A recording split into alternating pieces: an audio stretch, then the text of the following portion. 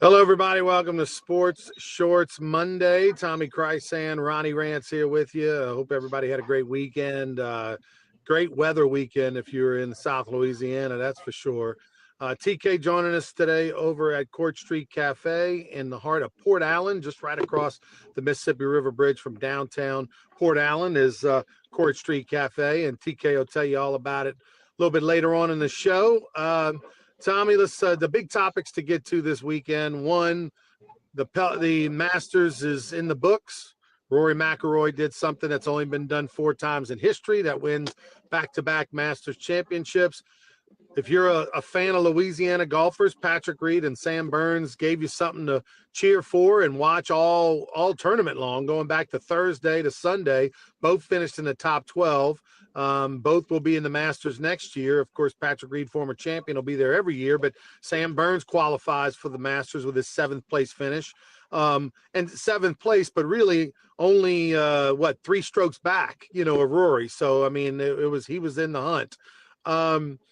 And of course, the LSU baseball, what a disastrous weekend. The Tigers get swept by Ole Miss. Now they did what they always do, which is they had an epic comeback on Sunday. In that they were down 7-0. They came back, tied it 7-7, but then they lost 8-7 to Ole Miss. But they got swept by Ole Miss. 10-run ruled on Saturday, and man, things are just unraveling for LSU. They are 1 game ahead of South Carolina in the standings. That's all you need to know. They are 1 game ahead of South Carolina. They're in 14th place out of 16 teams. Ronnie, Ole Miss pitched the ball well. You got to give some credit there. But LSU, inconsistent. We keep bringing that word up. We talked about it on Sports Shorts Radio. To go down 7-0, then score 7. Then, he was questioned why they put Paz back on the mound. He liked the matchup. He said it didn't work. Sheeran came in and was good after that. But, when you down 7 and you put a 7 spot on the board, you have to turn around and put a donut up there. You got to not let them answer your answer. Ole Miss did, to their credit. They sweep the series. There are a lot of LSU fans there. The Ole Miss fans were crazy. Did you see the video of the Ole Miss guy throwing the beer on the LSU guy? Okay, he's not going to do that again anytime soon, I don't guess. But it was just an inconsistent weekend. Jake Brown, as good as he's been, did not have a good weekend. A lot of strikeouts and men left on base, some timely errors, a lack of timely hitting. This is just not a good baseball team right now. Right now, they're not in the postseason. Now, they got time to turn that around, although the back half of their SEC schedule is tougher on paper than the front half. They're 15 games in now, and they'll host A&M this weekend. They'll just beat Texas twice. 3rd game of that series was put off because of weather. So I don't know what buttons got to be pushed, but LSU baseball just not playing good baseball in anywhere. The mound, the plate, the running the bases, the defense. It's just bad baseball right now. You said this LSU baseball team is not playing good right now. They haven't been playing good since the 9th game of the year. They were 8-0, looked like $1 million, hitting 368 as a team. Everything's clicking. Just came back from Jacksonville, sweeping, 3 D1 programs that people have heard of. And then the bottom has fallen out, and it hasn't stopped. What's their overall record, Tommy? I want you to look it up for me. 22-15. They've lost 4 in a row, and they're 6-9 in conference play, sitting in 14th place. Okay. They're 14-15 in their last 29 games. Correct. I mean, that's what they are. They are 14-15 in their last 29 games. That is awful. That is awful. And the reason that I don't believe it's going to change is because what do they do well? Nothing. They don't. Every now and then they look good for a couple of innings, but they don't play a good baseball game. There's nothing they do that they can hang their hat on. That, you know what? Yeah, look, it's baseball. Everybody has an off night when you play 56 games. But I'm talking about consistently, like hang your hat on. Like you look in the stats and they're in the top, 4 or 5 in the SEC. Like there's nothing that they do extremely well. They don't field it really well. They don't pitch it really well. They don't hit it really well. They don't steal bases at all. They don't have hit with power. Yeah, they hit with a little bit of power recently, but like statistically, the numbers aren't way up there in the league. So So, like, outside of Jake Brown, who's having an all-conference type year, there's nobody else that's off the charts. Now, some positive things. Okay, let's stay positive Monday, Tommy. Well, here's your 1 minute positive Monday LSU baseball segment, and that is the Braun was a nice story last week. Had 4 days where he hit over 400. The freshman played first base 4 straight games, did a nice job at first base, and so Zach York, not that looks like he's been replaced. Now, if Braun goes in the tank, they'll put York back in there and give him a chance. But Zach Braun is a positive story. Aaron Beatty over the last 14 games got a 14 game or 15 game on base streak. He's got an 8-game hitting streak, but he's got a 15 game on base streak. That's a positive story offensively. Obviously, Omar Cerna Jr. has been a nice story over the last 4 weeks about how he's came around offensively. Milam's a great story defensively. Only 1 error all season long. 993 fielding percentage. That's off the charts for a shortstop. Outside of that, Tommy, there isn't a story. The pitching, none. There's nobody on the mound. Nobody. There's not any. There's not. Kason Evans had that 1 game.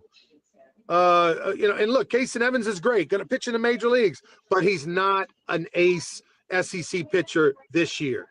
William Schmidt, not consistent, not a number 2 starter this year. He should be on Sunday, which is where he would be. If he was on Sunday, he'd be a lot better. You don't have a Sunday guy. There's no bullpen. Sheeran's probably the best story out of that bullpen. He's got the best numbers, been the most consistent out of that bullpen. Everybody else, there is none. So, I mean, Tommy, it's a problem. That's why I do not believe it's going to get turned around, because where would the consistency come from? And oh, by the way, you got at Georgia, you got A&M at home, who's red hot right now. You got a Florida team who just won a series, and they're going to be ranked. They're probably ranked this week.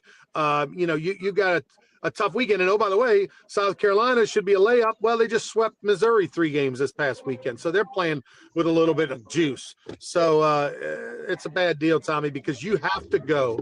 LSU has to go. They're 6-9, 8-7 to guarantee themselves 8-7 in the last 15 to guarantee themselves a regional.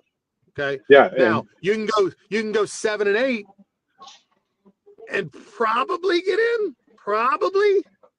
but 8-7 guarantees you. Yeah, and you got a good A&M team who took 2 from Texas coming into the box Friday, Saturday, Sunday this week. You also got Mississippi State on the schedule, who a little inconsistent there, but they got the ability, especially in Starkville, to take it to you. Okay. Now, the other thing, they're about to start a 5-game homestand. You got the Southland Conference leading Northwestern State Demons coming in tomorrow night. Are you on the call for that one tomorrow? Yeah, Lynn and I are doing it. Yeah, okay. And the Demons, even though they lost 2 out of 3 this weekend, they're still 1 game ahead of the Southeastern Lions in the Southland Conference. So, they're going to come in ready to go. They feel like they can come in and get something done. So, it's now going to go game to game, especially in SEC games, of can they turn anything around. I agree with everything you said. There's nothing to hang the hat on and say, well, we're going to get this. You don't know what you're going to get. Coin flip city. All right, let's talk Masters for a minute. Tommy, Rory's the real deal. I feel so bad for Justin Rose. He had chances. This was a tournament Justin Rose could have won. He had the lead. He just backed the back 9. I don't want to say choked. I don't want to say that guy's too great to be a choker. But Justin Rose lost the Masters. He could have won it if he would have just played Justin Rose golf on the back 9. Well, pressure's real, especially the back 9 at Augusta. We've known that all of our lives. We've seen countless stories from Greg Norman to, you name it. We can go down a list, and the pressure's real. And McIlroy didn't play his best round of golf Saturday or Sunday. He played much better Thursday and Friday. And he had 2 double bogeys, 1 on Thursday and 1 on Sunday. So, and he 3-putted from like 5 feet. I mean, so, he wasn't at his best. And, of course, he bogeyed the last hole, still won by 1 shot, because his drive on 18 looked like something you or I would have hit. It just was not good. But the bottom line is he wins. He follows Jack Nicklaus, Nick Faldo, and Tiger Woods as the only golfers to win back-to-back at the, the Masters, which has all the tradition and whatever. They had perfect weather all 4 days, including the practice rounds. And Rory's the champ. He's back-to-back champion. He deserved it. He survived the back nine at Augusta more than Rose did or any of the other. Cameron Young, had his chances, and it just didn't work. By the way, Brett McCabe works with Cameron Young. Brett McCabe, former LSU pitcher, who's has the Mindside Sports Psychology Clinic. He works with a number of golfers. Cameron Young's one of his guys. The thing, Tommy, that blows my mind and it makes me feel better about myself on the golf course is that drive by Rory McIlroy in 18 was so atrocious. But and these are guys that play golf every day of their life, the greatest to do it. They swing 1,000,000 times in their lifetime on, each club. And yet still, it just shows you how hard golf is. That still Rory McIlroy can hit that drive. Like, that's unbelievable to me that he wouldn't just, hey, I got a 2-stroke lead. Let me just 3/4 this and just pipe it right down the middle. And no. He hits it like Ronnie Rance. It's unbelievable. Well, here's the other thing. You got to be lucky, and he was lucky. Where that ball went, he could have been had a swing that was inhibited. It could have been an unplayable lie. It could have been just a punch out. It could have just been a punch out. Well, and then, to be able to put a full swing on the club and get it to where he got it, even though CBS still don't know where that ball is, we'll talk about that in a minute, is luck, as they say, or good fortune. And, because if he's got to take a drop, then you're looking at a playoff, or if he has an unplayable or he hits a tree limb or so many things could have happened, but didn't happen. And then when he got it in the bunker and he got it out, he had the 2-putt from 6 feet. And here's the other thing. Not only did CBS not know where his ball was, they didn't know where Cameron Young's ball was. And then when Rory tapped in, albeit from 5 or 6 inches, they didn't have a picture of the ball going in the hole because a caddy or somebody was in the way. I mean, CBS got to be better. This is the Masters. This is not the Milwaukee Open, okay? You got to be better than that. Clay Travis, noted sports guy. These guys just rip CBS that the coverage got to be. Plus, here's another thing that bothers me about that coverage. Ronnie, you've produced many a sports event, and I've been involved in many of production and part of it, maybe not the director. I can't stand how somebody was chipping up to 10, and they already knew what happened. So they go to Immelman, and he goes, he's probably going to play this low and run it back and get it just short and left of the hole. Well, that's exactly what he did, but Immelman already knew that. So it makes him sound like he can predict the future. I can't stand that because probably, I'm going to say 75% of the shots in golf at any tournament are not live. Now in the Masters, you would think the back nine, most of it's live. Maybe that's more of like only 25% aren't live. Because then sometimes you're watching, bro, you hear the roar of the crowd, which means somebody chipped in or holed out a 65-foot putt like Sam Burns did on 16. You heard the crowd, then okay, let's look at Burns. He's got a good chance to make it. You already know he made it. Be quiet, But anyway, enough of that nitpicking. But for CBS not to know where Rory's ball went or Cameron Young, now neither one of them were in the fairway. Well, Young was kind of. But still, you got to be better than that. Yeah, no, it's shocking because, even if you can't get a shot on it for whatever reason, like, you got spotters, you got camera people, somebody should at least told Jim Nance and them the ball's in the bunker. Like, Jim Nance and them had no idea where the ball was. And they're sitting there talking about, well, Rory's going up there to identify his ball. No, he's not. He knows that's his ball. But my point is that, like, the fact that nobody from the time he hit it to the time he got all the way to the bunker, they didn't have a replay. They didn't know whose balls were what. It was weird. It was just very weird. But anyway, look, it was a great tournament. What Scotty Scheffler did, not bogeying a hole on Saturday and Sunday, had never been done since 1942, since they kept track of the records. That's shocking to me that that's the first time it ever happened. That was amazing. And you see his little barking after the tournament, saying that the course was set up unfairly Friday morning when he had to go late Thursday, early Friday for his tee times and all that set up later. No, he came out and said he's questioned whether or not it was fair because the greens were softer in the afternoon. They watered them. and the guys in the morning, nobody had a really great round in the morning, including him. And he that's unlike Scheffler a little bit, but he kind of Right. came out. I wonder if it was So fair, he but was I'm not. upset But he about said what exactly, Tommy? Friday morning he doesn't think the course was set up fairly, and they So changed it like, for was it Friday too wet or afternoon. dry, or what was the It was scenario he too was firm complaining and about? fast, and they Okay. watered it a little bit, which slowed up the firmness and the fastness a little bit. In their mind, a lot bit. To me and you, we wouldn't have knew the Right. difference. But and Right. then he kind of said, but I'm not in charge of setting up the course.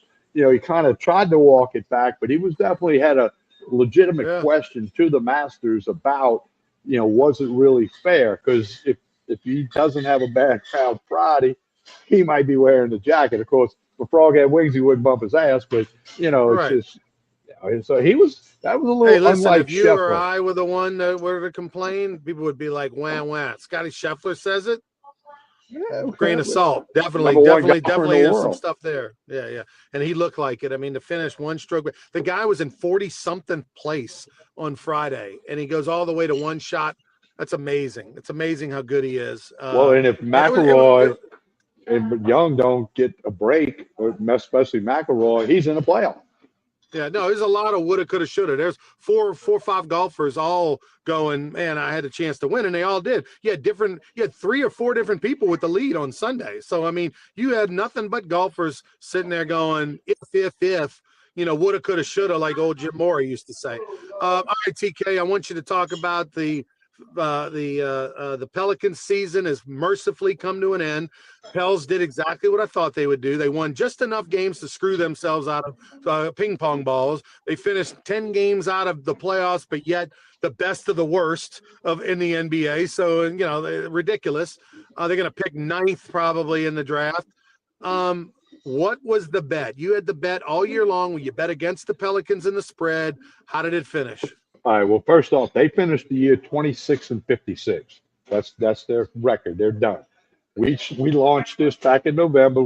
I bet 82 times against the Pelicans and the spread, whatever it was. Now the juice changed a little bit. Sometimes it was even, sometimes it was $1.15, whatever. But against the bet, they were 39-43. So they were 4 games under, which means if I would bet $100 a game, I lost like 300 something dollars. If you bet $10 Right. a game, you lost 30 something dollars. So again, the juice wasn't always 110. And there were times when you had plus juice on them, and I don't know, the win loss on the different juices, but 39-43. If you bet against them 82 times, you're going to lose a little bit. So my idea that you would win money betting against them, I was incorrect. Yeah. They definitely got better as the season went on. The last They 3 played months, better in the last month. Yeah. since about the second week of January on, they were a decent team. That the first 3 months of the season they were awful, but yet they went through streaky times where they won. They lost. The spread was 10. They'd lose by 9. They were There never was in a it, lot of but they that. covered. Okay. Yeah, yeah. That 4 games under could have been 4 games over. Here's another thing. Zion Williamson played in 62 games, a career high for him. Okay. And now, of course, I read a big article Ken Trahan wrote at KenPresentCitySports.com. Do they keep the coach? The roster is going to change a lot. So if you're a Pelicans fan, look for a lot of changes here in the offseason. And obviously, the NBA playoffs are getting ready to get cranked up. TK, I got to jump off. I'm going to let you wrap up the show and tell us a little bit about Court Street Cafe, and look forward to being back on Friday. All right, that's Ronnie Rance right there. Okay, don't forget Court Street Cafe right here in Port Allen. Breakfast, lunch, dinner, Saturday night steak night, Sunday brunch is awesome. Connect on Facebook and Instagram. Great way to keep up with the lunch specials, dinner specials, drink specials at the bar behind me. Got some folks enjoying some Monday evening cocktails right now. Court Street Cafe. We've been coming over here for a long time. You have not stopped in. Breakfast, lunch, or dinner, you need to do it. Jason and the staff do a super job. All right, a couple other things for you. Sports Shorts Radio, many of you maybe saw it last Saturday. We start streaming it just like Sports Shorts Monday and Friday on YouTube, Facebook, and X. So this week we'll be at Mr. Carter's Barbershop in Prairieville. So if you're watching the show, you can watch it, you can listen, you can watch it later that day or Sunday morning or Sunday night. Hunter McCann, Ronnie Rance, and I now streaming Sports Shorts Radio on Saturday morning. So hey, don't forget to like and share this show, whether you're watching on Facebook, YouTube, or X. Look for some clips from the show tomorrow and Wednesday. And Sports Shorts will be back with a Sports Shorts Friday episode from Tremonti's Meat and Seafood in Baton Rouge Friday morning at 9. As we'll remind you again, a couple weeks ago, we made a programming change. Sports Shorts Mondays at 6:30 p.m. here at Court Street Cafe in Port Allen. Sports Shorts Fridays 9 a.m. from Tremonti's Meat and Seafood in Baton Rouge. Hey, like and share this show. We appreciate all the people who listened to the radio Saturday. A lot of comments on the stream, even though it was the first time. We didn't promote it a lot. We'll start promoting it like I just did. Sports Shorts Radio on Baton Rouge, Lafayette, Lake Charles, ESPN Radio, and now streaming on Facebook and X, just like Sports Shorts Monday and Friday. Have a great week, everyone.